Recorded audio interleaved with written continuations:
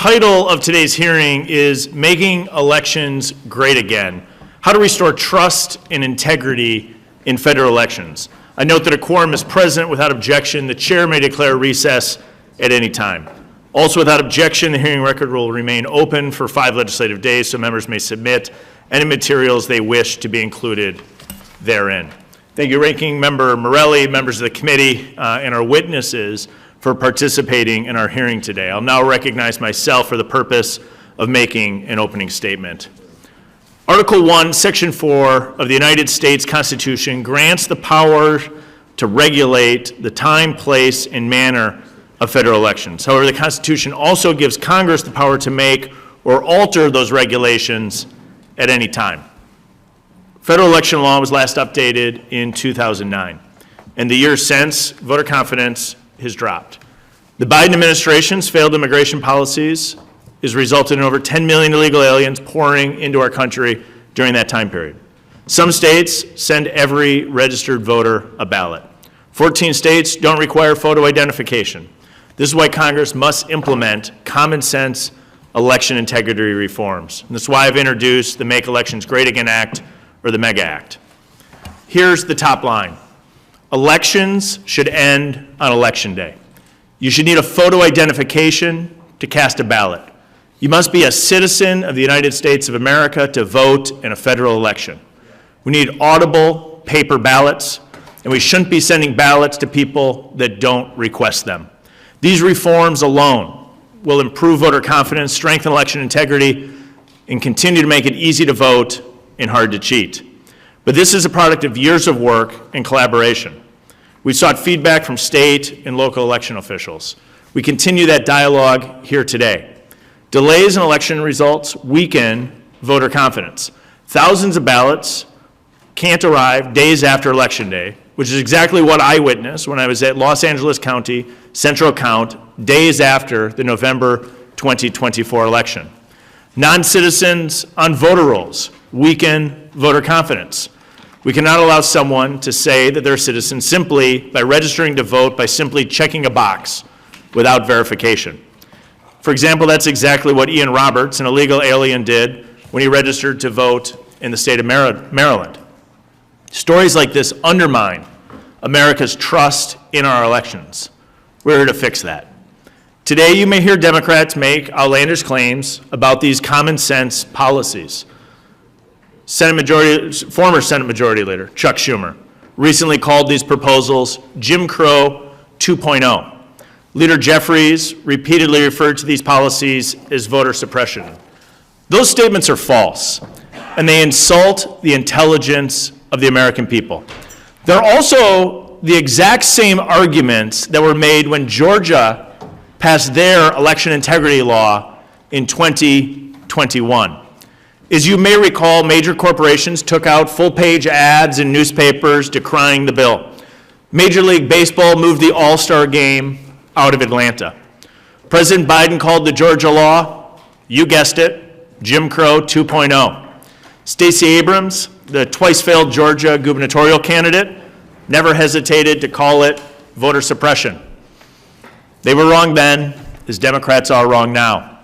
But in Georgia, the law passed. Georgia has held 2 statewide elections since. What does this tell us? We can look at the empirical data, and the data tells a far different story than the Democrats would like it to do. Let's take a minute and review what's taken place in Georgia.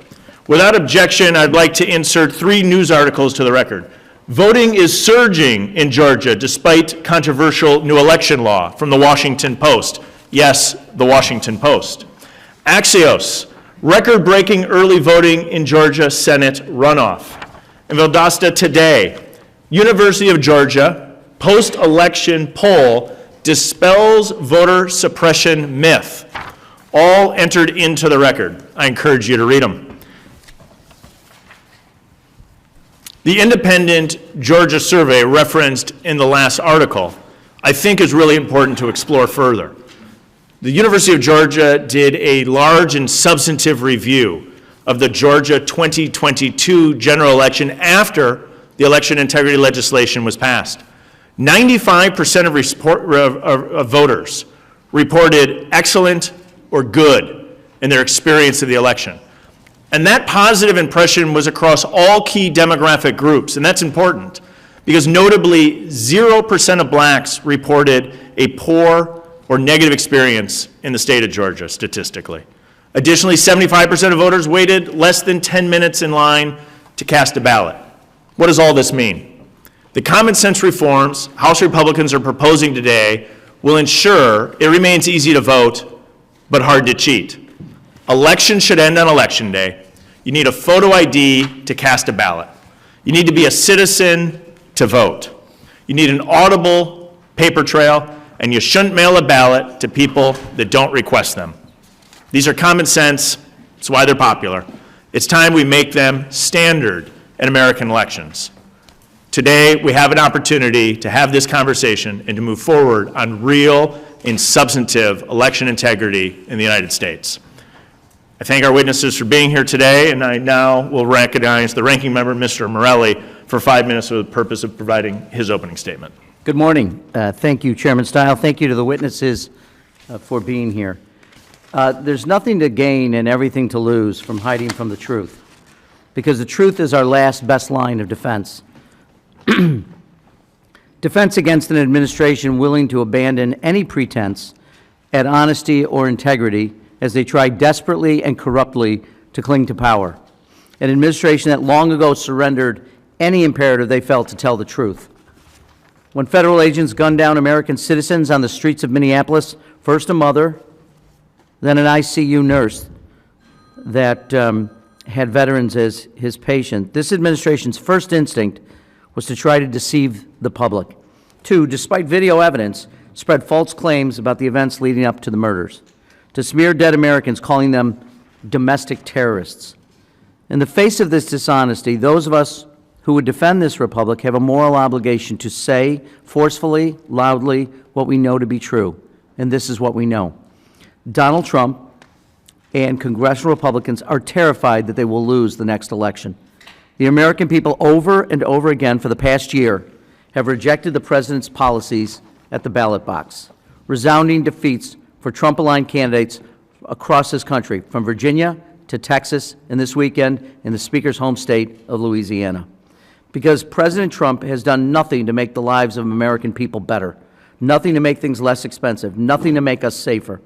Because of these failures, Republicans know they have one hope at winning the next election: change the rules of the game, destroy the rule of law, and desert any last remaining shred of allegiance to the United States Constitution, redrawing congressional lines to make them better for Republicans, changing the rules of elections, brutalizing American citizens who exercise their rights under the U.S. Constitution.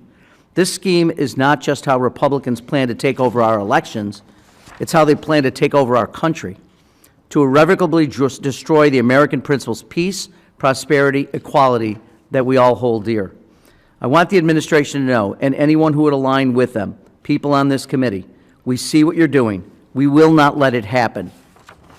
That's why Homeland Security Committee Ranking Member Benny Thompson and I sent a letter to this committee and the chairman last week. We requested the committee hear directly from Attorney General Pam Bondi and Secretary Noem about the Trump administration's attempt to extort an American state, holding Minnesotans hostage, literally at the barrel of a gun, in exchange for voter file information.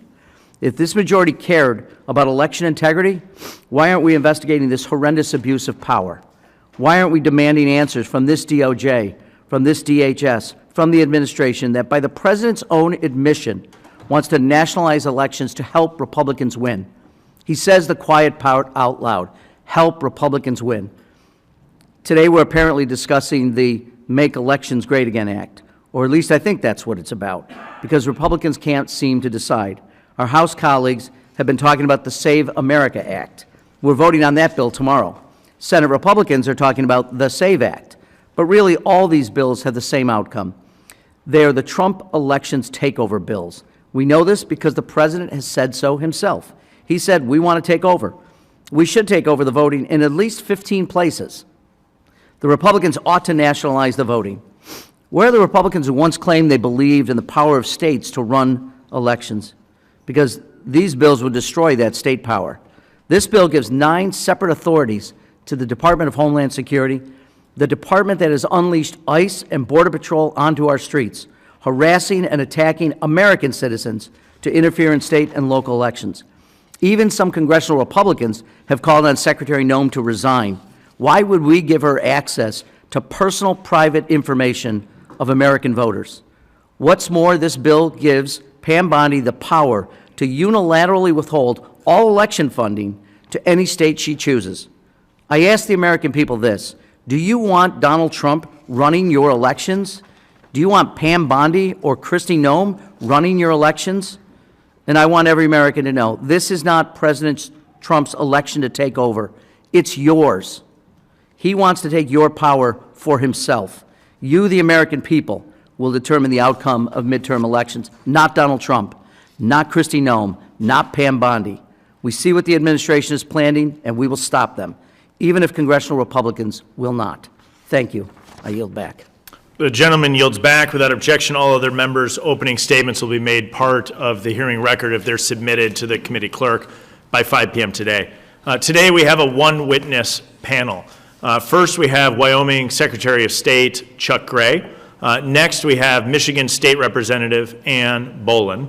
Next, we have Mr. Russ Noble, Senior Attorney at Judicial Watch. And finally, we have Karen Brinson Bell, Principal and Co-Founder of Advance Elections. We appreciate all of you being with us today and look forward to your testimony. I'll now recognize Secretary Gray for 5 minutes for the purpose of giving his 5-minute opening statement. Chairman Steil, Ranking Member Morelli, members of the committee, thank you for the opportunity to testify before you today. As Wyoming's Secretary of State and Wyoming's Chief Election Official, I'm pleased to testify in complete support of the Make Elections Great Again Act. The MEGA Act creates baseline, common-sense standards for integrity, security, and confidence in federal elections across the United States. It is also key in fulfilling President Trump's executive order, preserving and protecting the integrity of American elections, of which I also stand in complete support of. These are election integrity measures that Americans widely support, and I appreciate your work to get them to the finish line. As a member of the Wyoming State Legislature and now as Wyoming Secretary of State and Chief Election Official, I've worked to advance and defend the protections to our elections set forth in the MEGA Act, many of which we have successfully instituted in Wyoming, including as the lead sponsor of state legislation requiring voter ID to cast a ballot in an election in 2021, requiring documentary proof of United States citizenship to register to vote in 2025, banning ranked choice voting, instituting election day deadlines for receipt of ballots, and banning the private funding of election administration, otherwise known as zuckbucks. These measures have withstood scrutiny and legal challenge and are being successfully implemented in Wyoming elections in accordance with Wyoming law. They are easy to implement and they are right. I want to speak specifically in support of the MEGA Act's common sense provision to require documentary proof of United States citizenship for registering to vote in federal elections. Despite the worn out cries we hear from the radical left, requiring proof of U.S. citizenship to vote is not overburdensome. On the contrary, it is essential to ensuring enforcement of federal law, which unambiguously requires U.S. citizenship to vote.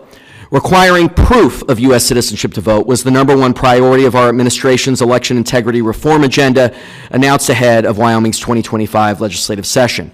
In partnership with the Wyoming legislature, we brought this landmark legislation into law, patterned off the requirements in both the MEGA Act and the SAVE Act to verify a person's citizenship when they register to vote through documentary proof of citizenship. On the eve of our proof of citizenship measure taking effect, Democrat attorney Mark Elias filed a federal lawsuit to block this voter integrity law. Immediately, our administration went to work preparing a vigorous defense. The lawsuit over Wyoming's landmark proof of citizenship law drew national attention, attracting the support of President Trump's Department of Justice, the Republican National Committee, and Republican attorneys general, all who filed briefs in support of our position, and I thank them for their support. And we prevailed in this lawsuit. On July 22, 2025, the United States District Court for the District of Wyoming granted our motion to dismiss this federal lawsuit, finding that Mark Elias could find no one, again, no one, who was actually harmed or could be harmed by this new election integrity law. This is because in Wyoming, as in the rest of the country, it is easy for all eligible U.S. citizens to obtain acceptable identification proving their citizenship. The radical left's claims to the contrary are simply untrue and defy reality. It is so important that we pass the MEG Act to require the documentary proof of U.S. citizenship in all federal elections so that these protections can be in place across the United States. Now, transitioning to voter ID, this widely supported election integrity reform is also simple to implement. Before we passed it, Wyomingites would show their license at the polls even though it wasn't required. And every election cycle, I would get calls from Wyomingites who asked me why on earth voter ID wasn't required. It became a mission to pass voter ID. And after we got voter ID to the finish line in 2021, the response we've had at the polls from Wyomingites is thank you. Thank you for having this basic protection of our elections. And it's easy for the necessary identification to be attained. Citizen just goes to our motor vehicle services, completes the necessary application, and the Department of Transportation takes it from there. Now to Wyoming's deadline, requiring all ballots to be received by the end of Election Day. When ballots are received after Election Day, it opens up the election process to fraud, confusion, and uncertainty. That's why the MEG Act's provisions stating that Election Day is the deadline for receipt of ballots, so we have uniformity and rigor around this issue, is so important. In Wyoming, we're constantly striving to improve our elections and continue to work on bringing through the other reforms found in the MEG Act. These include measures to ban ballot harvesting and institute a uniform, auditable, standard pen and paper ballot requirement. I applaud the committee for spearheading this work at the federal level.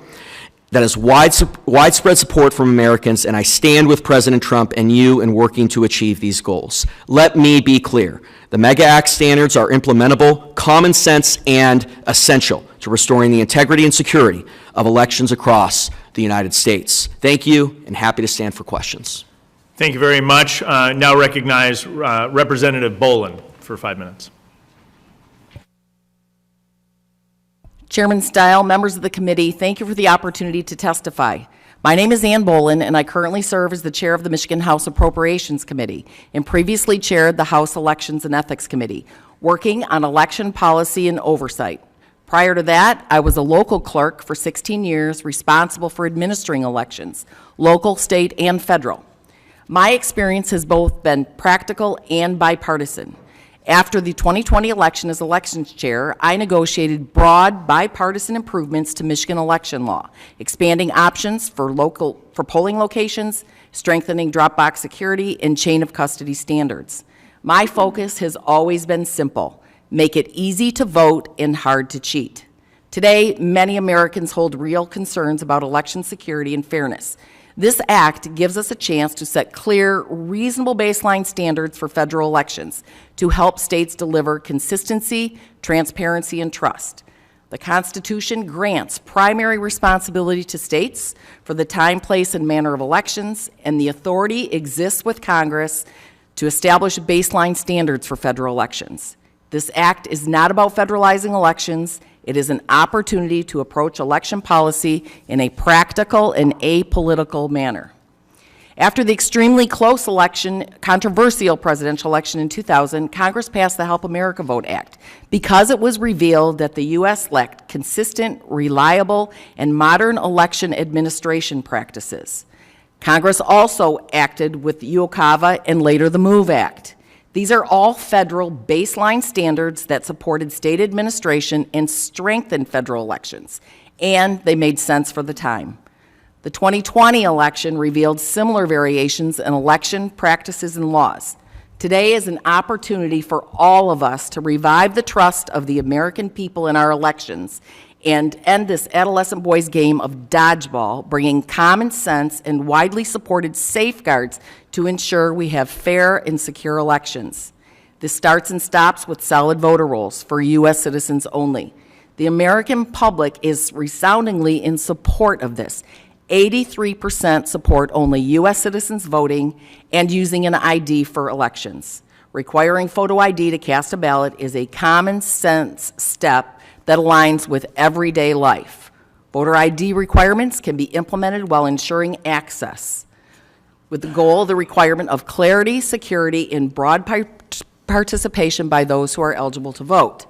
When voters know that everyone is playing by the same rules, trust grows. That trust benefits everyone. Adopting photo ID protocols nationally should be an essential element of our elections. Photo IDs should be current, and current should be clearly defined. Photo ID protects the voter and the election administrator. Voter registration is the foundation of accurate voter rolls. The MEGA Act's emphasis on citizenship verification at the time of registration reflects a very basic principle. Federal elections are for United States citizens. Documentary proof of citizenship when registering would create a clear and consistent standard across states. Registration should not be considered complete without this proof. Suggesting this will harm certain demographics is both disingenuous and insulting.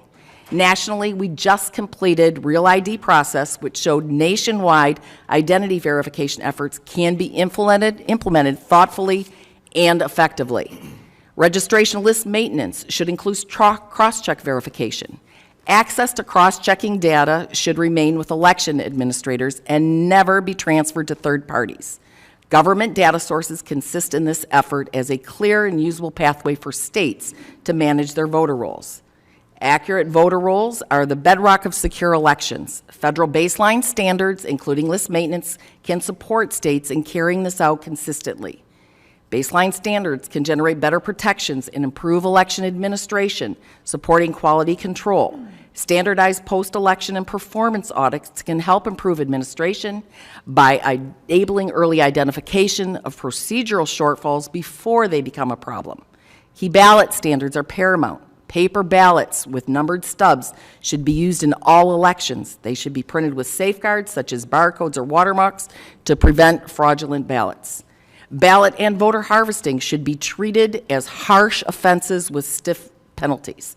In-person election day voting and limited early voting should be limited. All mail-in ballots should be considered absent voter ballots. They should require an application stating a reason and a wet signature. Too many states have removed the application requirement, creating opportunities for fraud. All application and ballot activity should be date and time stamped by an election official consistent with federal regulations.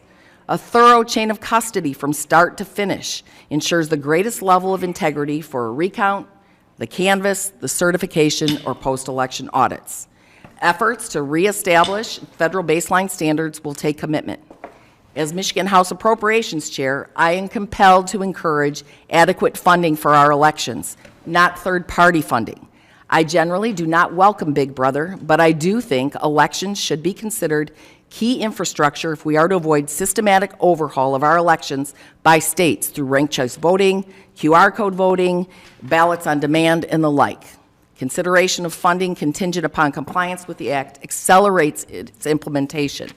Finally, the MEGA Act provides an opportunity to establish practical nationwide baseline standards for federal elections while respecting the roles of states administering them. With thoughtful implementation, we can make elections work better for voters, election officials, candidates, and our country to ensure every eligible voter can vote freely, secretly, independently, and securely. Thank you again for the opportunity to share my perspective, and I look forward to your questions. Thank you very much. Mr. Noble, you're now recognized for 5 minutes. Good morning, Mr. Chair and members of the committee. My name is Russell Noble, and I'm a senior attorney at Judicial Watch that specializes.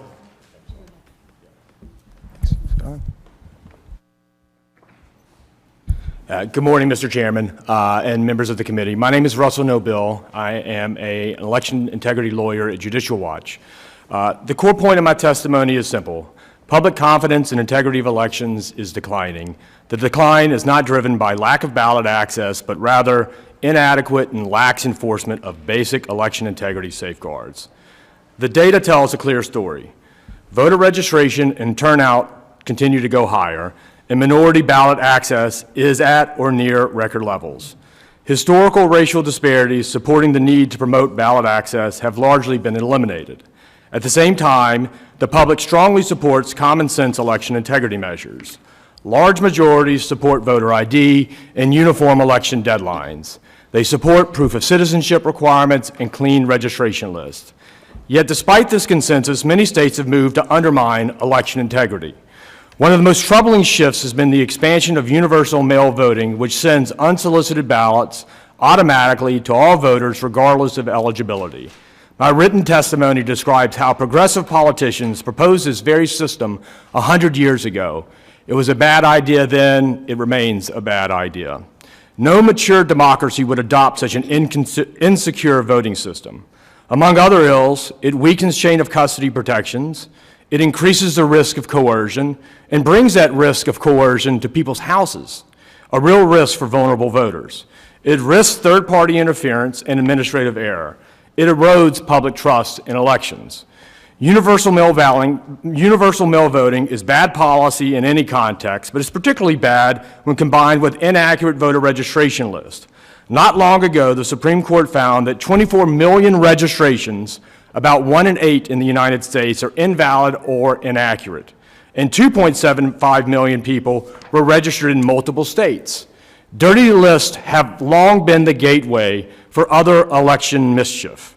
Take California, who Judicial Watch is suing right now on behalf of the Libertarian Party. It has both universal mail voting and dirty registration lists. Our own internal analysis found that 21 counties with approximately 6 million voters removed a combined 11 voters over 2 years for change of address. That's 11 voters removed from a group of 6 million, 11 over 2 years. The NVRA imposes modest list maintenance duties on states, and it guarantees organizations like Judicial Watch access to list maintenance records so we can verify compliance with federal law.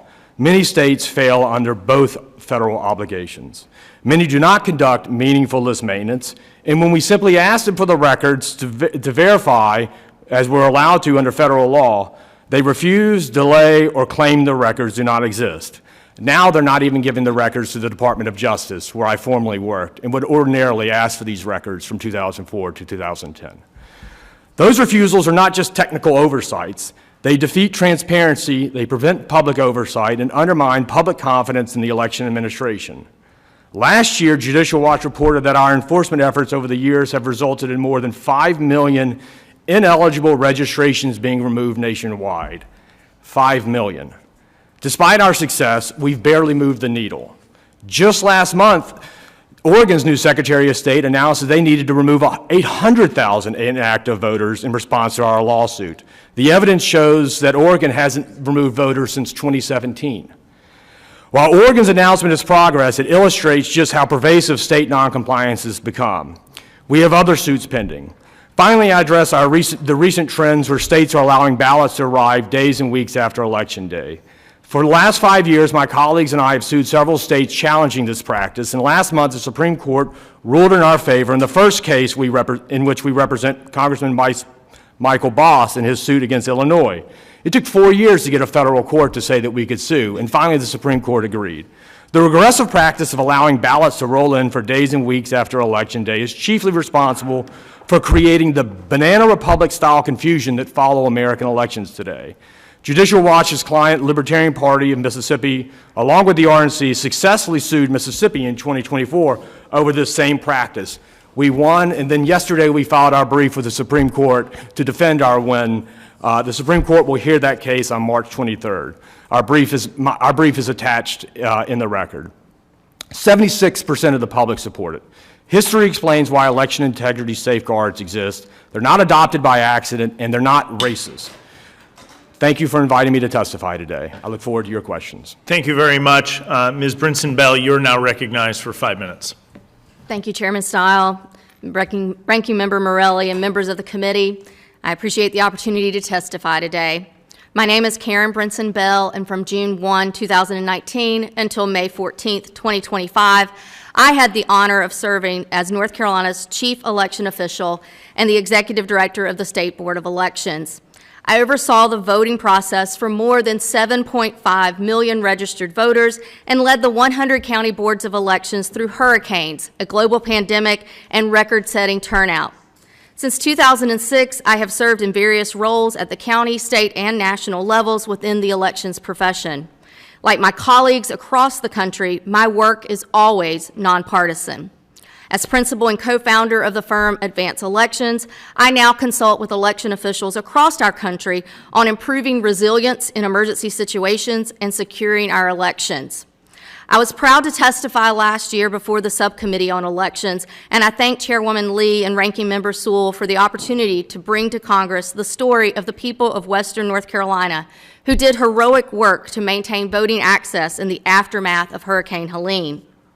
I know from firsthand experience that election officials at the state and local level historically have not and currently do not receive sufficient support from our federal partners. All of the members of this committee were elected by ballots that were prepared and paid for by almost entirely by state and local governments. Everything that ensured that your election was accessible to voters, that only eligible voters could vote, and that their ballots could be counted as cast, all of it was run by local and state officials. And nearly all of it, 96%, yes, 96%, was paid for by state and local governments. Congress has appropriated some money through the Critical Election Security Grants Program, including $45 million in the latest round of appropriations. While welcome, $45 million is in no way sufficient for election officials grappling with rising costs and increasing threats. I've reviewed the MEGA Act and the Save America Act, both of which would impose substantial new federal mandates. I did Control F for the dollar sign, and I did not see a single dollar, much less the hundreds of millions needed to implement these changes. The rigid photo ID mandates would sweep away current systems even in most states with voter ID law, placing an additional ID requirements in many states. The bill would require equipping election offices with the means to verify IDs for every mail-in ballot, requiring an investment in new technology and additional staff.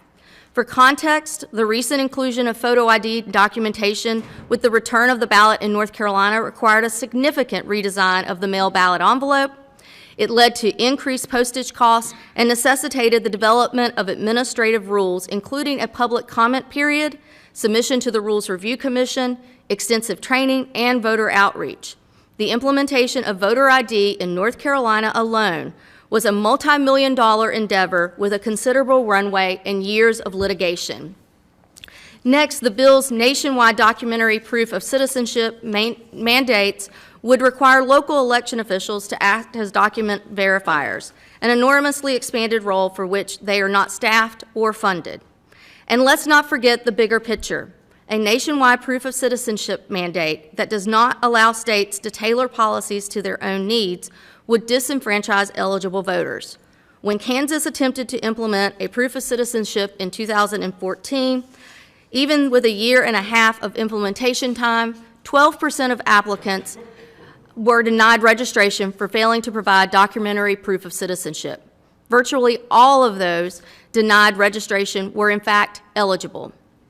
The bill's list maintenance procedures are also unnecessarily burdensome, costly, and do not provide flexibility to account for the differences among the more than 10,000 election jurisdictions in the United States. Nearly every provision in this bill would sweep away current effective systems of election administrations across the country without support or funding. As I bring my testimony to a close, elections are run by people in and of the communities where they are taking place. The needs of communities in Wyoming differ from those in Michigan and North Carolina. Decentralized election administration is a feature, not a bug, of our democratic system.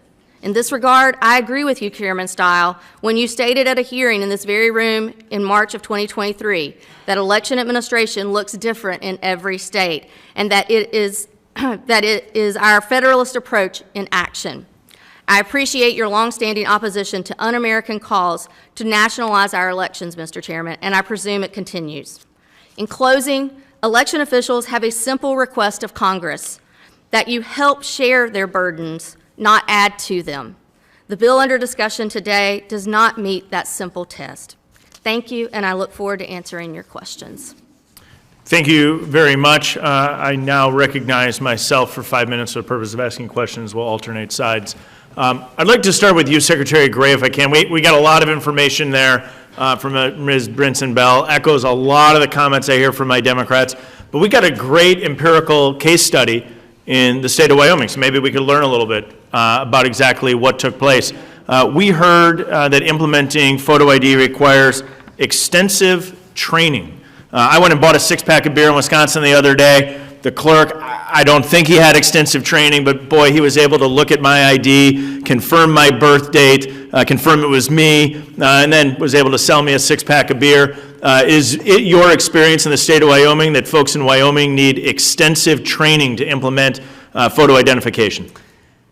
Chairman Steil, thank you for that question. My experience is that this is a common sense requirement. In fact, as my testimony talked about, in the lead up to us passing voter ID, we would have a lot of Wyomingites that would show their ID and it wasn't required and they were outraged. Sure, because you need a photo ID when you board an airplane, open a bank account, buy a six-pack of beer. So there's no extensive training that was required when you implemented photo ID in Wyoming, correct? No extensive training. And then we heard hundreds of millions of dollars. There are some people in this building that could not spend enough money of taxpayer dollars to do all sorts of stuff. But I'm thinking to myself, I board an airplane, I buy a six-pack of beer, I have to show my photo identification. For the 2024 DNC convention, you had to show your ID. There was a senator just last week who held a town hall, required people to show their photo identification to come to his town hall. Massive costs associated with photo identification in your experience in Wyoming? No massive cost, Chairman Steil. In fact, we have a provision in our voter ID law that an individual can request an ID, have a hardship exemption if that is required. So under Wyoming law right now, the requirements in the MEGA Act would impose no further costs because we already allow for attaining that ID on a hardship exemption for purposes of voting. So there's no further costs. Which makes total sense, right? So if you truly have somebody that's indigent, doesn't have the funds to do it, the state should be able to provide that photo ID. Wisconsin does the same thing, but there's no cost to administer the elections in this regard. Wyoming implemented one of the handful of states not in the NVRA, so many states are restricted and prevented from providing citizenship verification. Wyoming is in a unique position where you could actually implement citizenship verification, very different than maybe the state of Arizona, for example, that's tried to work through that. So let's look at the experience that we have in the state of Wyoming. You implemented citizenship verification. We've heard from some of our colleagues, that millions or thousands or hundreds of people would be disenfranchised. What was the experience in the state of Wyoming after you had your election, after you've implemented citizenship verification? Well, thank you, Chairman Steil, for that question. And we had a very clean bond election last year under the documentary proof of citizenship requirement. It was very clean, no issues, no complaints. It was just very well run, and people were excited that we implemented this common sense measure. So the fear-mongering that we're hearing today didn't materialize in the state of Wyoming. From a cost standpoint, from a disenfranchisement standpoint, what you ended up was a good, solid, clean election. Do you think people's confidence in elections increased in the state of Wyoming as these common sense procedures were implemented? Absolutely, Mr. Chairman. Do you think they should be implemented in all 50 states? Yes. I believe it should be implemented in all 50 states. I want to finalize on one item. You noted that in the state of Wyoming, ballots need to be in by the end of Election Day, by the time polls close. At the end of the 2024 election, I went to the state of California, was joined by a couple of my colleagues from California there, and I went to Los Angeles County Central Count. And you see thousands of ballots coming in literally by the truckload after elections close, because they allow ballots that are postmarked with a huge exception in that law to arrive after the election day. They're being counted. You don't know California results for House races that were competitive. If there was a competitive statewide race, we wouldn't probably have known results for that either. When you delay those results, does that instill confidence, or does that hurt Americans' confidence in our elections? It damages confidence, Mr. Chairman. It 100% damages confidence. You can envision going and playing a card game. Imagine, I'm not a card player, but if you went to a casino and played cards and you're playing with the dealer, and at the very end of the game with that dealer, the dealer says, you know what, I'm not going to flip over my cards for 3 or 4 days. You could be playing with the Pope and you wouldn't have a lot of confidence in exactly what is taking place. This is all about instilling confidence in our elections, that Americans have confidence. The Georgia election law, the laws and the reforms in the state of Wyoming prove that you can do this correctly, that you can increase confidence in our elections. And what Georgia has shown us is when you increase confidence in our elections, people will participate. It's why the state of Georgia's election participation remained high, and it's why Wyoming is doing a good job as well. I will yield back. I will now recognize the chair, or the ranking member, Mr. Morelli, for 5 minutes for questions. Thank you, Mr. Chairman. I do want to acknowledge I have complete faith in the Pope, so if he told me something, I would believe it. I would like to, last week, referring to the state of Minnesota, President Trump said, and this is a direct quote, "I won the state of Minnesota 3 times, but I got no credit for it." Congress 3 times certified Minnesota's electoral college votes, 3 times, including twice under House Republican majorities. Congress certified Donald Trump as the loser of the presidential election in Minnesota. Reminding the witnesses, you're under oath, just a simple question. We could start from right to left. Do you have evidence or reason to believe Congress incorrectly certified Minnesota's results due to widespread fraud in Minnesota? Ms. Brinson-Bell? Sorry, sir. I have no reason to believe that Congress rightfully certified the election. Mr. Nobile? I do not have any evidence. Ms. Bowman? I don't have any evidence either. Mr. Secretary? I believe there were issues. I do. What does that mean? I believe there were issues So you out think there there was that need to be widespread- looked into. And I think that, you know, from an election integrity perspective, to perceive that we're not going to even ask questions, and the way that the modern-day Democrat Party, when people ask questions, have mocked them, is very troubling to me. Well, I would just say this, sir. You're under oath. You're here as an expert witness. If you have evidence that there was fraud in Minnesota, I think we should be, the committee members would very much welcome it. Otherwise, I assume, and I frankly, I don't appreciate your partisan remarks, and I noticed that you left out in your opening statement, but it's in your written testimony. You referred to leftist goons when you're talking about people who bring cases in front of the court. So let me move on. I would love to ask Ms. Brinson-Bell. I appreciate you being here, and I appreciate your past testimony around the work that you did in North Carolina and your comments regarding state and local officials. You have obviously a tremendous amount of experience. This week, Republicans are bringing the Save America Act to the floor. Presumably, it's in committee, the Rules Committee later, a bill that imposes strict new documentary proof of citizenship requirements in order for American citizens to register to vote. Like the bill we're discussing here, the Save America Act would be effective immediately. Many states, including North Carolina, have primary elections literally in just a few weeks. I wonder if you could just comment, would states even have time to comply with such a massive change with federal elections just around the corner? Thank you, sir. I would just propose to everyone that when we talk about immediate implementation of any type of change in election administration, that is unworkable. And I point that out because Representative Boland, she pointed out some wonderful pieces of legislation that we have implemented across our country effectively, MVRA, UACAVA, so forth and so on. They all had runways. They all had funding. They all had training and ways that we were able to support the implementation. And so that would be my note of caution. And North Carolina, is in the election. Ballots have already gone out, and early voting starts on Thursday. Yeah. So the election's underway, and it will be for many other states very soon. Very good. I keep hearing about American elections not being secure. You did this for a number of years. Are American elections secure? You talked about local and state. Just your opinion on whether American elections are secure.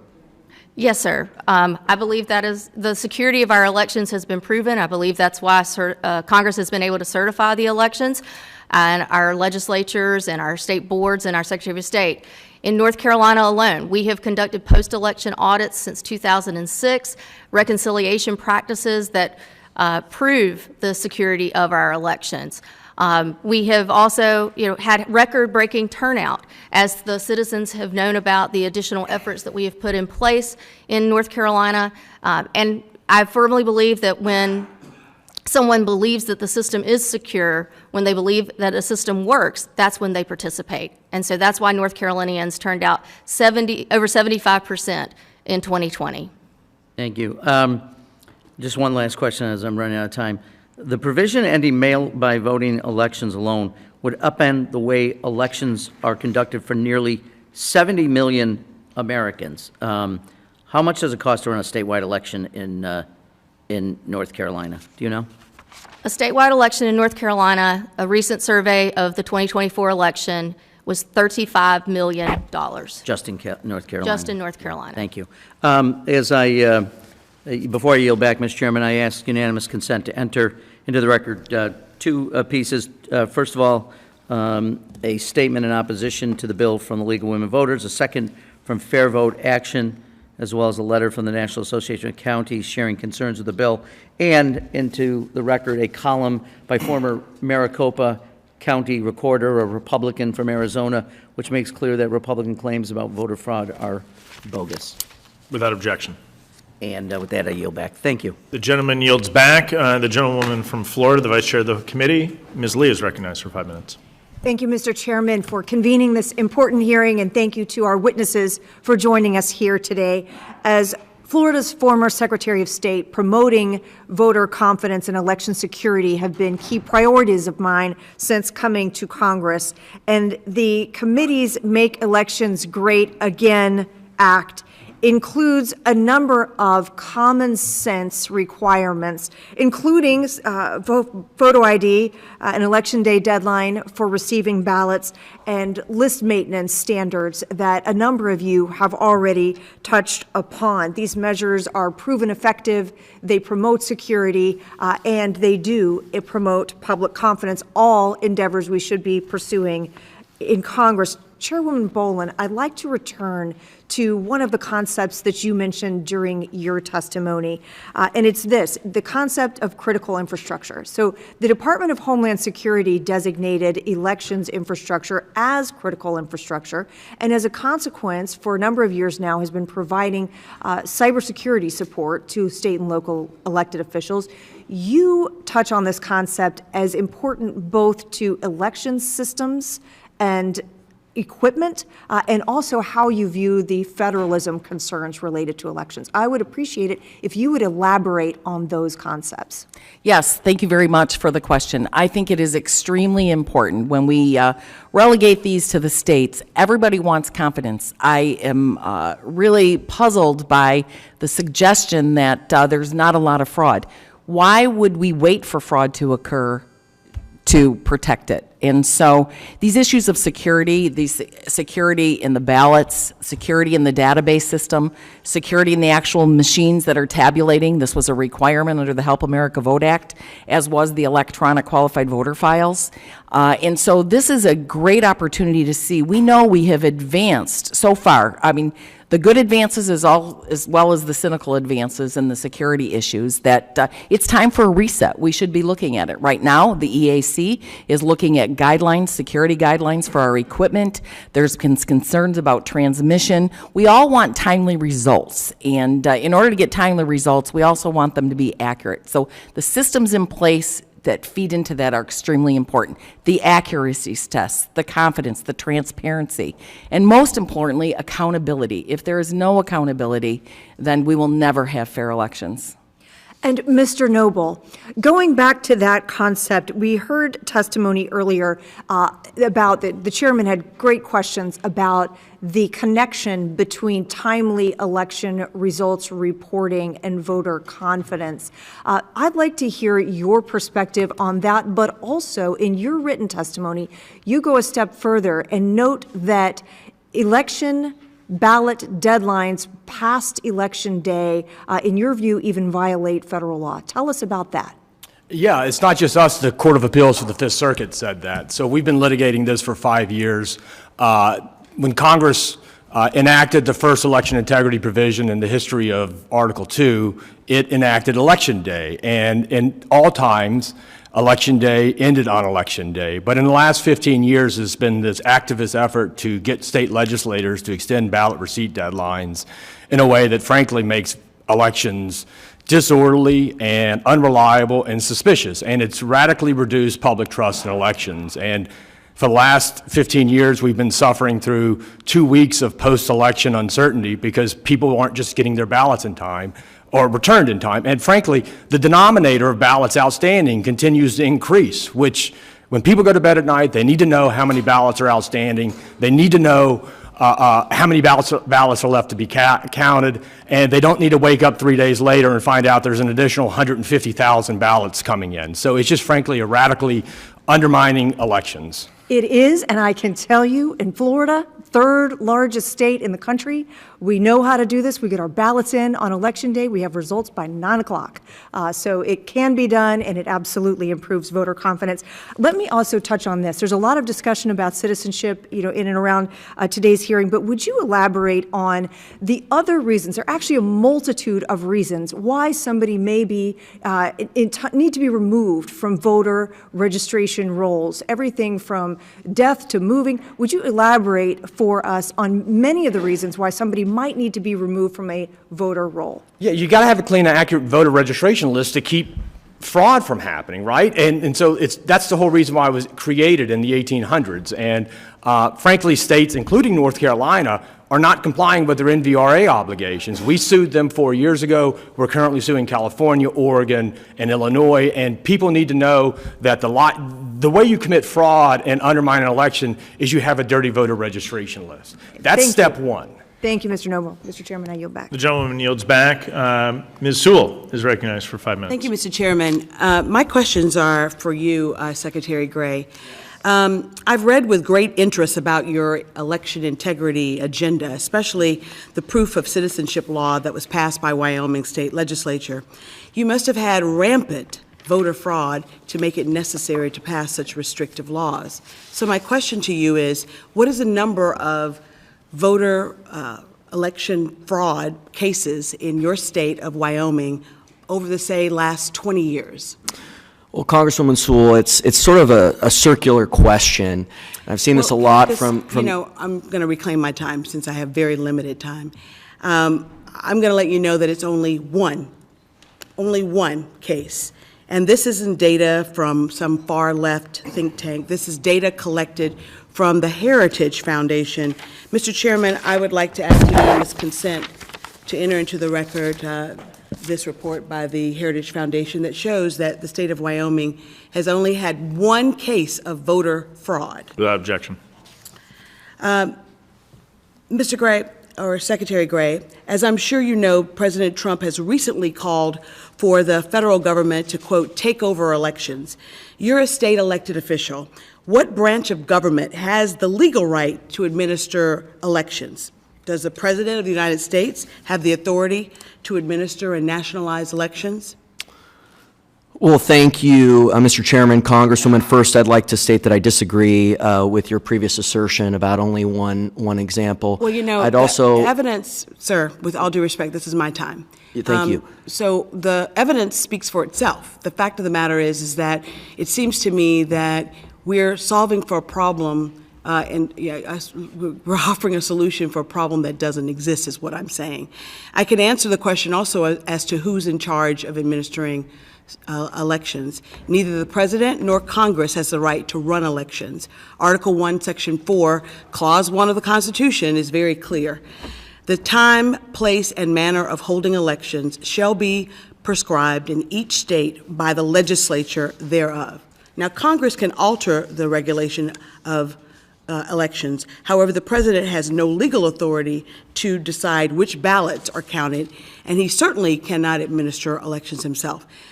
Mr. Chairman, I must say, voting rights used to be wildly bipartisan, and lately it has been so partisan. This committee should not be involved in the President's scheme to rig this year's midterm election and this disinformation campaign to legitimize lies and myths about rampant voter fraud by non-citizens, where we already have laws in the books that say that non-citizens, it is illegal for them to vote. Mr. Gray, on January 22nd, 2026, Secretary Gray, just a couple of weeks ago, you put out a press release in your official capacity as Wyoming Secretary of State that announced your top 5 election integrity priorities, which included eliminating Medicare, Medicaid, and student IDs as acceptable forms of identification for voting. This provision is also in the mega bill as well. What is the problem with using student IDs or IDs like federal IDs like Medicare and Medicaid? And why do we find them so objectionable? Mr. Chairman, Congresswoman, the issue with many of these IDs is that they don't have photos on them. That's one of the issues. Sir, with all and so due how do you respect- have, with all how do due you have, respect- With all due respect, we have already established that voter fraud in your state is basically non-existent. So there can't be any reason for restricting the types of IDs more frequently used by low-income and elderly Americans. The real reason suggests to me that you're picking the voters who can actually vote. And eliminating students or making it harder for students who've reached the age of 18 to vote, to me, sounds very discriminatory. Ms. Bolin, I ask you the same question I asked Secretary Gray. Do you know the number of reported cases of election fraud in the state of Michigan over the last 20 years? I can tell you, since my time is running out, it's 19 cases, 19 out of 64,520,000 ballots cast. That's a rate of 0.0002% of fraud. Mr. Chairman, I ask for unanimous consent to enter into the record the Heritage Foundation's election fraud map that shows this point. Nobody should be fooled by what's going on here today. The only thing mega about this bill is that it's mega voter suppression. The rate of voter fraud is almost non-existent relative to the number of ballots cast in each election. The Republicans' voter suppression agenda is simply designed to appease Trump and to set the stage for a takeover and nationalization of elections. The Trump agenda is rooted in anti-immigrant conspiracy theories aimed at disfranchising young people, women, the elderly, people of color, and 1 in 3 eligible voters in America do not participate in our elections for a host of reasons, and 25% of eligible voters in America are not even registered. Instead of conducting this charade, I would prefer the time of this committee to be used trying to make sure that all Americans have the right to access the ballot box and to vote. And with that, sir, I yield back the balance of my time. The gentleman yields back. The gentleman from Georgia, Mr. Loudermilk, is recognized for 5 minutes. Well, thank you, Mr. Chairman. I'm the longest-serving member on this committee, and I think it's rich that the other side of the dais up here is talking about a federal takeover of elections. When I sat in this committee just a few years ago with a bill called H.R. 1, that Speaker Nancy Pelosi pushed forward, it was a 600-page bill that was a total federal unconstitutional takeover of elections. It included provisions that were not just challenging to impose on the states, but impossible to impose on the states. So when we're discussing a way of making our election systems with more integrity, I find it disingenuous to hear that this is a federal takeover by those that have authored one of the greatest and most exclusive federal takeover election bills ever. And from the looks of folks at the table and in the audience, I think you all remember H.R. 1 and what it also included the federal government helping pay for campaigns. So it was quite an interesting time that we were here, and I just find it's even that much more interesting now that the folks who authored the greatest federal takeover of elections are complaining about wanting somebody to prove their citizenship before they vote. With that, Secretary Gray, there's been a lot of critics and of election security efforts in general will claim Congress is requiring states to engage in expensive changes to their election system. Have you experienced that it was very expensive for the state of Wyoming to implement its requirement for documenting proof of United States citizenship for registering to vote? Congressman, Mr. Chairman, it was seamless. low cost, no cost, and I haven't seen any cost yet other than revising training materials, and it has just been a seamless approach in implementing these federal statutes.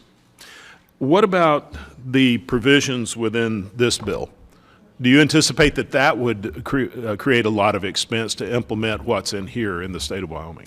Thank you, Mr. Chairman, Congressman. Not anticipating really any expense, and the federal government has a role to play in setting these baseline standards. I mean, countering a little bit the testimony from a Democratic Congresswoman previously.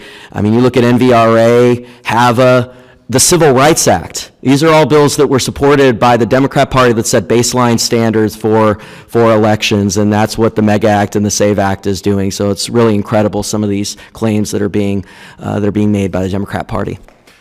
Well, I appreciate that. You know, it seems like we've entered into an era of politics to where it really doesn't matter what the core principles are, as long as you can hang your political opponent with it. That's all that really matters these days. One last question for you. Would having a uniform procedure such as in this bill and security standards make it less expensive for states to run federal elections? Mr. Chairman, Congressman, I think having a uniform standard really clarifies things, and I think it's going to be very low cost or no cost. I mean, really, it's just revising training materials. That's it, and there's really no cost attached to that. Well, thank you for that. Representative Bolin, real quickly in the remainder of my time, thank you for being here. When I was a state representative, I had the opportunity to come and speak before Congress, and so we appreciate your time. The Department of Justice recently asked for Michigan to turn over portions of their centralized voter list in order to verify whether or not Michigan is compliant with the voter list maintenance procedures required by the National Voter Registration Act. In response, Secretary Benson wrote, "The law does not support this assertion. The collection, use, and dissemination of private information should be for a necessary and lawful purpose." My question is protecting the integrity of voter rolls a necessary and lawful purpose, in your opinion? Well, protecting the voter rolls, I would say protecting elections and the voters is more important. We do know that our Secretary of State has a history of making up her own laws. While she's a Secretary of State, she is not a legislator, and I think that that's a reminder of that. And I would say that we need to make sure that we are not making these dictates. There have been these interpretations by Benson, inclusive of Benson, over the years that really aggravated the situation. And I would say it led to a lot of the disruption in the 2020 election. Our Secretary of State has we had to subpoena her by our Oversight Committee, continues to refuse practical things, a manual for election administrators under the guise that it's to protect the voters. No, I think we all need to know and understand the standards of training for our election workers. Thank you for your time. I yield back. The gentleman yields back. The representative from California, Ms. Torres, is recognized for 5 minutes. Thank you, Chairman, and welcome to our witnesses. Shocking. What is happening in our country is not normal.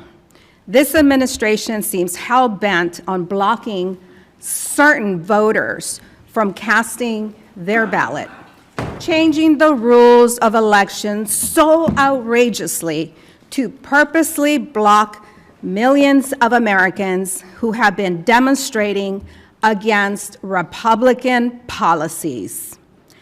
President Trump said he wants to federalize elections, and we need to ask, what does that actually mean? Are we talking about military with machine guns at our local school election stations, or masked, untrained, heavily armed ICE agents surrounding our community centers? What are we talking about here? The FBI just raided a local election office with the Director of National Intelligence tagging along like an obedient dog, allegedly in pursuit of a fever dream conspiracy theory about the 2020 elections that no sane person believes. Reportedly, the administration forced out the FBI special agent in charge when he questioned this investigation. And after his removal, the head of national intelligence put the local FBI field agents on a direct call with the president. And I've been told that Fulton County now has no way to verify if the FBI or anyone else has altered any of those ballots. The Republican election bills being considered are a direct attack on dissent of current Republican policies on married women, women who build careers, led companies, serve in Congress, and yes, women like me who got married and changed their names, on young voters and seniors who cannot afford to purchase a passport. But instead of focusing on affordable child care and quality maternal health, these bills will make tens of thousands of American women struggle needlessly to vote. This is about control. It is about silencing people who do not agree with Republican policies and about blocking women from the ballot. But we will not be silenced. Chairman Steil, I truly enjoyed touring my local election office with you just 2 years ago, and was delighted with your statement that it was an amazing experience to walk through the LA Central count, which counted more ballots than 38 states in the 2024 general election. I ask for unanimous consent to enter into the record testimony from my local LA County elections official. Without objection. Thank you. You had doubts about California elections and went to the source, and I admired you for that, to address those very doubts. You brought Fox News, held a press briefing, but refused to allow Democrats to join. Why? Maybe because you found nothing out of order. You saw instead hard-working public servants working under the eye of streaming video cameras available for anyone in Los Angeles County or across the country. Will the gentlewoman yield? We are looking for legislation to fix a problem you failed to find. Not a single committee Republican or political observer contested the outcome of any House race in 2024 or provided any evidence that California suffered from fraud irregularities. And why is that? Because California's election infrastructure is sound. We invest in secure systems, rigorous training, and transparency at every level. California has worked hard to ensure that every eligible American voter can cast their ballot. And yes, election day ends at 8 p.m. on election day. And as frustrating as it may be to make sure that every vote is counted, our fantastic state and local election workers make sure that it happens in a secure and transparent way. Let's be honest, actions taken to turn our entire election system upside down have one goal. Instead, this is the effort that is similar like Pizzagate 2.0, where an ill-informed citizen drove across the country to find sexually abused children. Look over there. Meanwhile, we keep the Epstein files secret. And I yield back. Gentleman yields back. The gentleman from Virginia, Mr. Griffith, is recognized for 5 minutes. Thank you very much, Mr. Chairman. I agree with my colleagues. All American citizens should have the right to vote. I do, however, disagree that the desire to have all Americans being able to vote has been bipartisan in the past. Having been a child during the Jim Crow era, I can assure you that the Make Elections Great Again bill is not Jim Crow. But let's talk about Jim Crow in Virginia. In 1902, the Virginia Constitution was rewritten by Democrats. They didn't take it to the people to vote on it. They just did it assembled in Richmond. And the concept was, everybody will recall, to disenfranchise African Americans. But what people don't recall is it was also to disenfranchise poor, white, Republican voters in the western part of the state, the very part of the state that I now have the great pleasure and proud to represent. It was done to take them out of the voting rolls too, because the Republican populist coalition was challenging the dominant Democrats in the state. And the Democrat Party did that, led by E. Carter Glass of Lynchburg, Virginia. And it would take some time to break that coalition up. And you know what it was, Mr. Chairman? It was the federal government interfering, according to all the Democrat politicians of the time, interfering in the states and telling them you can't continue to run your elections with poll taxes, with complex subjective registration processes, and having, quote unquote, an understanding clause, making sure that people understood what was going on in the election, that broke that up in the mid-60s. And guess what followed that? The election of the first Republican governor since Reconstruction in 1969. I participated in that election, not as a voter, but as somebody working out there in the hustings. Yeah, I was a weird kid. And I remember the debate between the Mountain Valley Republicans and the Democrats who controlled everything and who didn't want blacks and poor whites from the western part of the state actively participating. So I assure you, Mr. Chairman, your bill is not Jim Crow. I've got to tell you, it was an interesting time to live in, and I'm glad it's passed. And what we want to do is to make sure American citizens can vote. Mr. Noble, from your experience as an attorney, do you believe that our current penalties for election fraud sufficiently deter bad actors?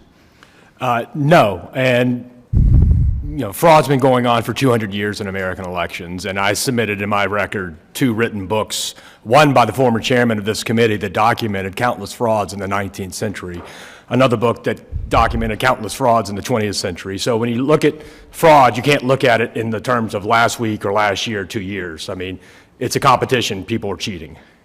Yeah. So you're saying we should enhance the law? Yes. And you think that the Make Elections Great Again will help us do that? Yes. I do too. Mr. Noble, in your experience, what have been some of your concerns raised with the practice of allowing third-party operatives to collect and submit ballots to polling centers, i.e. ballot harvesting? Well, that's why we invented the Australian ballot, so people wouldn't be harassed, and so they would monitor people's votes. People could go in and vote privately in a secure location when they wouldn't be harassed. And so this sort of advent of all-mail balloting and ballot chasing programs or ballot harvesting programs basically returned us to the bad days of old in the 19th century, where poor whites and the few minorities that were allowed to vote were chased and harassed so they could watch their votes. And we invented the Australian ballot so people would stop getting paid to vote, right? And that brought a lot of the protections we enjoy right now. In my district, that wasn't just paying them with cash. Sometimes it'd be a bottle of whiskey. Or a club against the head. Yeah. Yep. You believe the Make Elections Great Again Act will prohibit ballot harvesting nationwide? Yeah, it'll be a great improvement. Do you think that makes our system cleaner and more open for American citizens, including African Americans and poor whites in the mountains of Virginia? Yes, people should be allowed to vote in secure locations away from all the harassment that they might get at home. Thank you very much, Mr. Chairman. I yield back. The gentleman yields back. The representative from Texas, Ms. Johnson, is recognized for 5 minutes. Thank you, Mr. Chairman. You know, our Constitution envisions a nation united by the belief that every citizen has the right to participate in our democracy and elect the leaders who govern us, no matter our differences. And we must respect the fundamental constitutional right of every citizen to cast a ballot. That is every citizen that may not have a birth certificate. That is every citizen that may not have a passport. That is every married woman that has changed their name. That is every citizen that lives in a large county where their election office isn't open past 4 o'clock and they work all day to go register. That is every citizen. And the problem with this bill is you put all of these administrative hurdles in place to keep citizens from voting, to keep citizens from being able to register to vote. We have counties where you have one county office in a rural county of 300 miles. When you're working all day, how are you possibly going to go over there in person and provide all of this documentation? In Dallas, Texas, we have 4 million people. One election office where you can go to register to vote in person between 9 and 4. When you're a teacher When you're working a shift, how the hell are you going to get there to do this in person? When you were born at home and you don't have access to your birth certificate and those records don't exist anymore, you're a United States citizen and you're not going to be allowed to vote. When you don't have $150 and you can't wait 6 months to get a passport, then you don't get to vote. And you're an American citizen and your country and your government is denying you the right to vote under this bill. It is un-American, it is unconstitutional, and it is dead-ass wrong. Because the problem is there's a lot of things that we can do to ensure election integrity. If we really are concerned about people having the right to vote, why can't we submit documents online? Why can't you register online and submit a copy of whatever documentation you have? Why, not under this you can't, no ma'am. You have to do this in person. If we're really committed to making sure that people have the right to vote, then we need to open this up. We need to have an online national registration to vote. Why not? But no, you have to do this. And then the other thing is, I'm really just personally very troubled, Mr. Chairman, over this notion of women having to submit an affidavit at the poll. So does this mean that we're going to have notary publics at every polling site? Does this mean, what does this mean? That if your married name does not match your birth certificate, then you have to sign an affidavit. Well, how does one do that? You know, as a lawyer, when you sign an affidavit, it's under oath sworn to by a notary public. So does this mean now that we're going to make and require every election judge administrator and all of the millions of election sites across this country be notaries? Are we going to make people pay? Most notaries charge. Are we going to make people pay $10 or $15 to go get their affidavit signed to bring to the poll? That's a poll tax. That's not okay. That's unconstitutional. Passports cost $150. Are we going to require people to pay $150 to get a passport now to be able to vote? Or are we going to waive that fee if you want to get a passport to vote so that you don't have an unethical, illegal poll tax? There's a lot wrong with this bill, Mr. Chairman, because you are putting so many roadblocks, so many obstacles in place that don't protect security, but what it is denying citizens their constitutional right to vote, which should be our number one paramount concern of this committee, is how do we make sure that we do not disenfranchise millions of voters in this country? And this bill does just that. Ms. Bell, what would it be like if election judges across this country all of a sudden had to be arbitrators of whether or not a person is a U.S. citizen and that they have to sort of now interpret documents? What does that look like in the administration of our elections?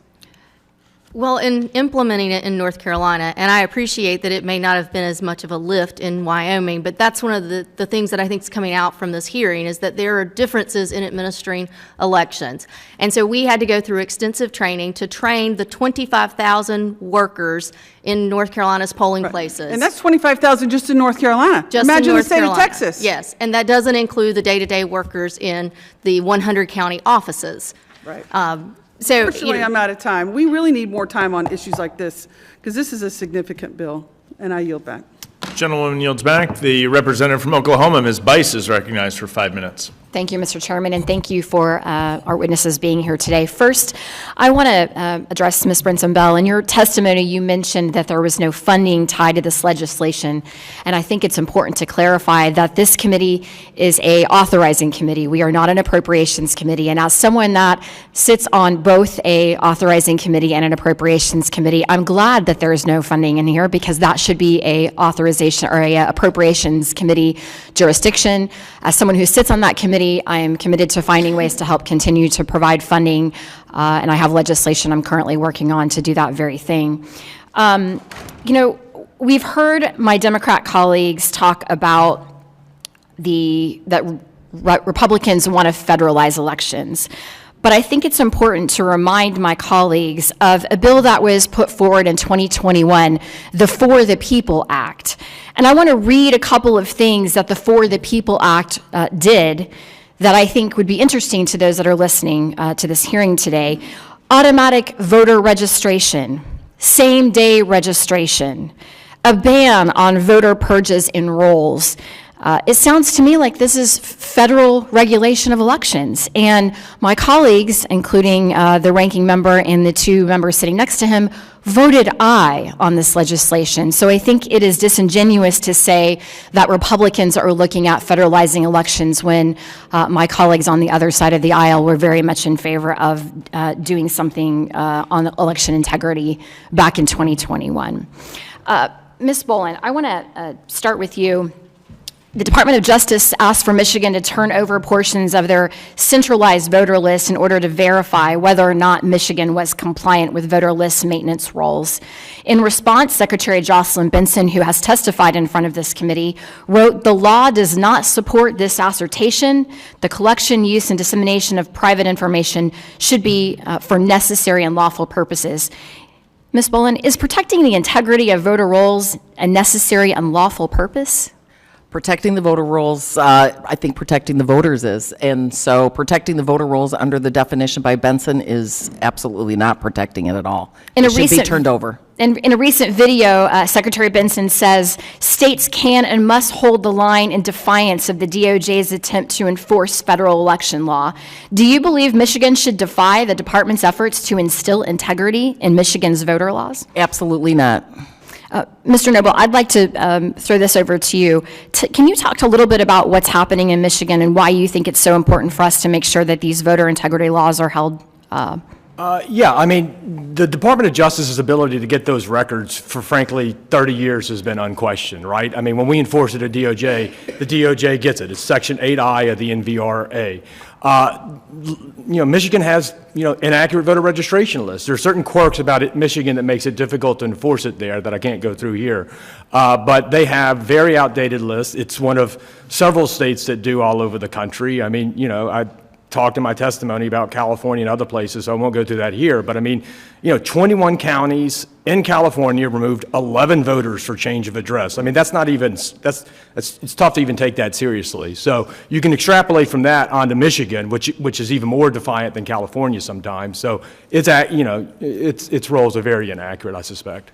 And I think on that note, when I first got to Congress, I come from the state of Oklahoma, where we have very stringent voter ID laws, which were passed by the citizens of Oklahoma back in the 90s. We also have very strict mail-in ballot laws. We are required to have it notarized. And in my state in 2020, a lawsuit was filed to actually throw out that notary requirement. Fortunately, as a former legislator, I was part of the process by which we were actually able to confirm that you had to have some sort of voter ID along with the ballot. Universal mail-in ballot sort of initiative that we've seen in some states is ripe with fraud.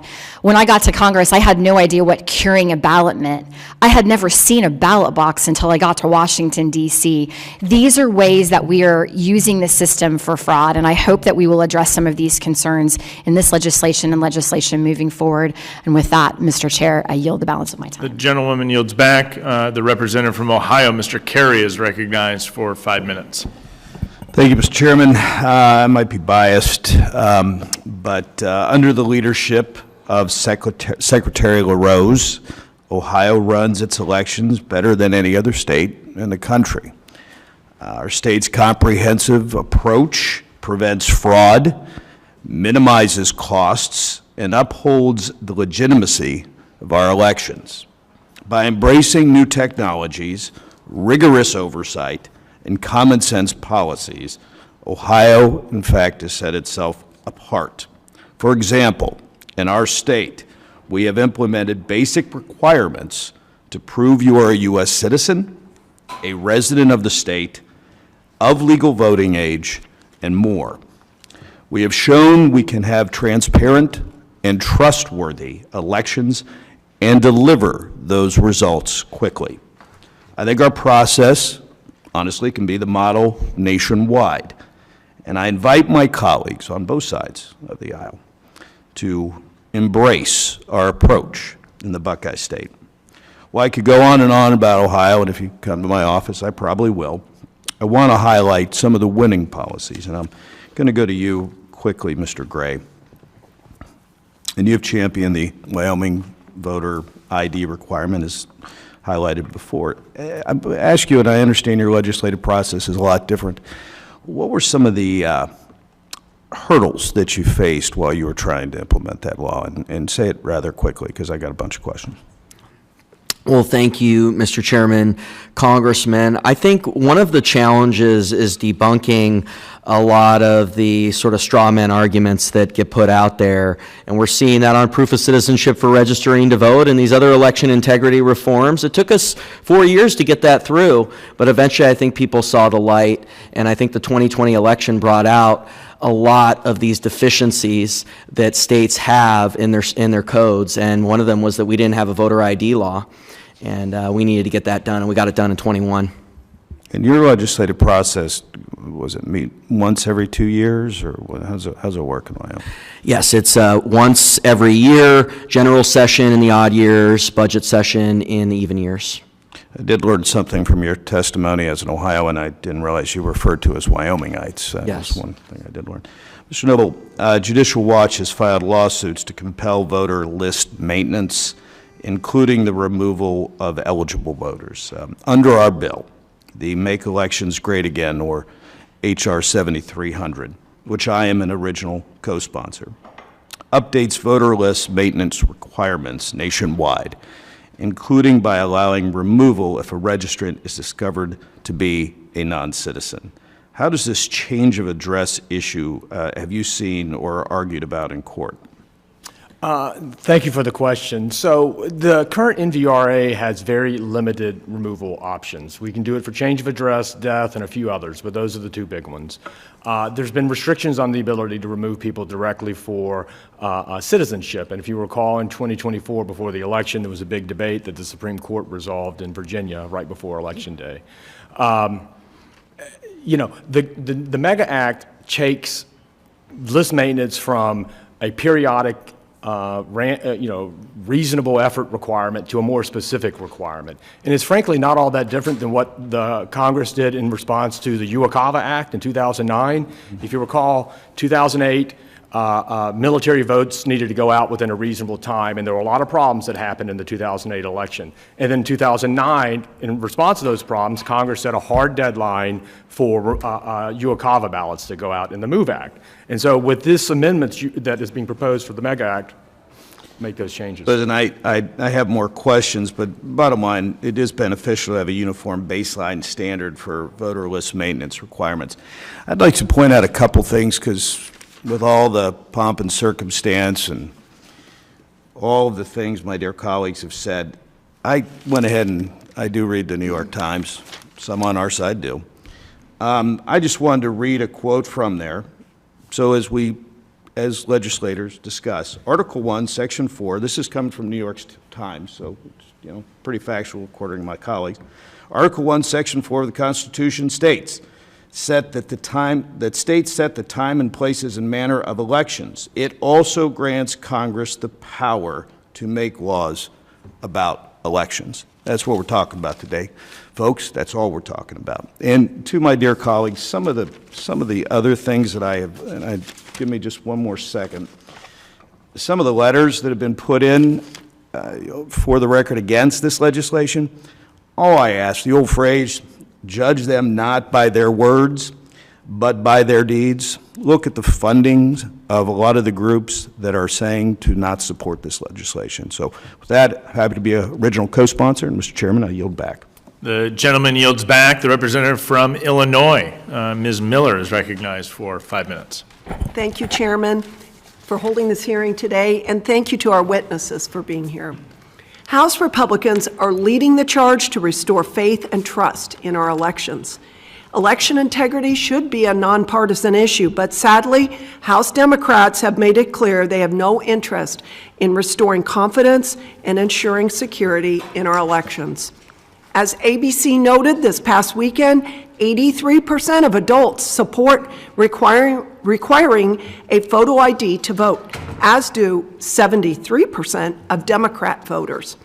And yet, Democrat elected officials oppose voter ID at every turn, and 14 blue-leaning states, including Illinois, have refused to implement this common-sense measure. The House will be voting on an expanded version of the SAVE Act this week, and House Administration Republicans, led by Chairman Steil, have introduced the MEGA Act, which builds on the SAVE Act with additional critical reforms.